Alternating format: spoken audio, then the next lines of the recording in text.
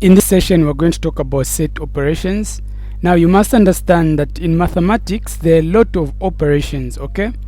You know that the common operations that we use mostly in mathematics, we've got, the plus, the minus, the multiplication, the division, like that.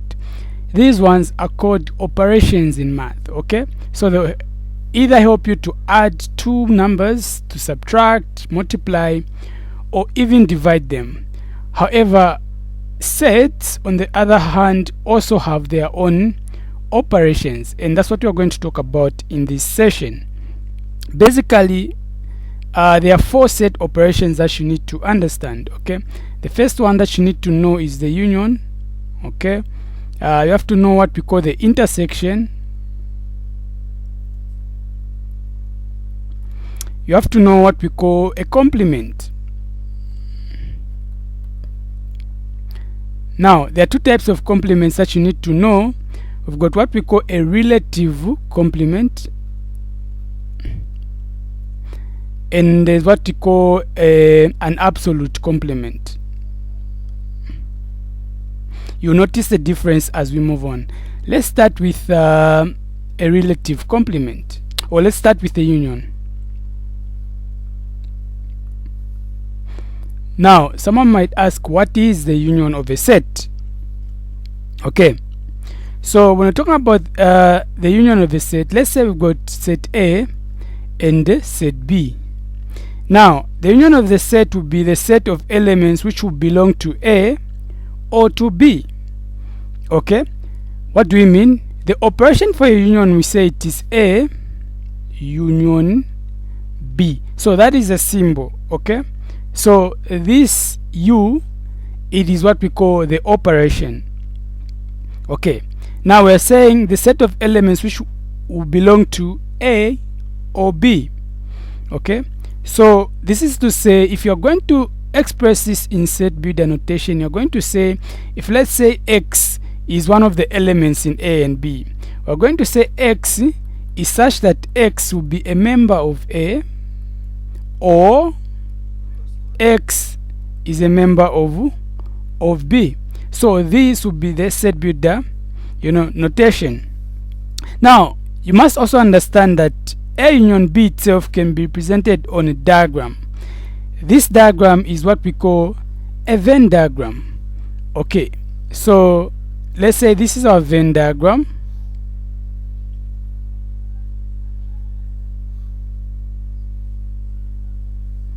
Okay, so if we've got two sets, let's say this is A and this is B, then these sets, let's say this is set A and this is set B. Now we've got elements here, we've got elements in A and B. So this diagram that we've drawn is called a Venn diagram. Now you're able to see that A and B are not connected. This kind of sets are called disjoint sets. Okay, that is very important for you to know. Now when we're saying A union B, you're going to get members that are in A and in B, and you're going to put them together. Okay, that's the union. So the set in this case will just be X, Y. So that would be the set A union B. Now let's talk about another operation, the intersection. Now the intersection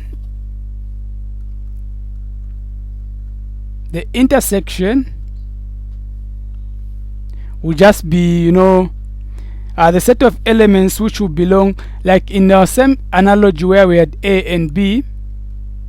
The intersection will just be, a set of elements which will belong to A and B. A and B, the operation, it is something that looks like a N. Okay, so we're saying it to be A intersection B. So this is how you're going to denote it. So the set builder notation for this one, you're going to say, if X is a member of either A or B, we're going to say X is such that X is a member of A and X is a member of B. just to take you back. Now you've noticed the difference. For the union we are using or.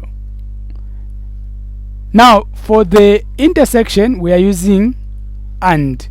What this means is that you're finding an element or a member of the two sets which is common in both sets. Okay, how you're going to represent this on a Venn diagram. Let's say this is our Venn diagram. Okay, let's say this is A and this is B. Our A is that and our B is that. The intersection between these two sets will be what is found in both, the one that I've just highlighted. So this is what we call an intersection. Now let's talk about what we call a complement. Now we've said there are two types of complements. There's what we call a relative complement and an absolute complement. Now what is a relative complement? So an absolute complement on the other hand would just be like a full complement. Okay, but now a relative complement just means like half. You just want one part and not the other one. Let's say you've got A and B. Okay, so it will be the difference of A and B. Okay, so how are you going to denote it in terms of operations? You're going to say A minus B. You just want one part, you don't want all of them. Or you can also denote it as A slash B. Okay, so what I'm going to now do, the set operations or the set builder notation will be A minus B.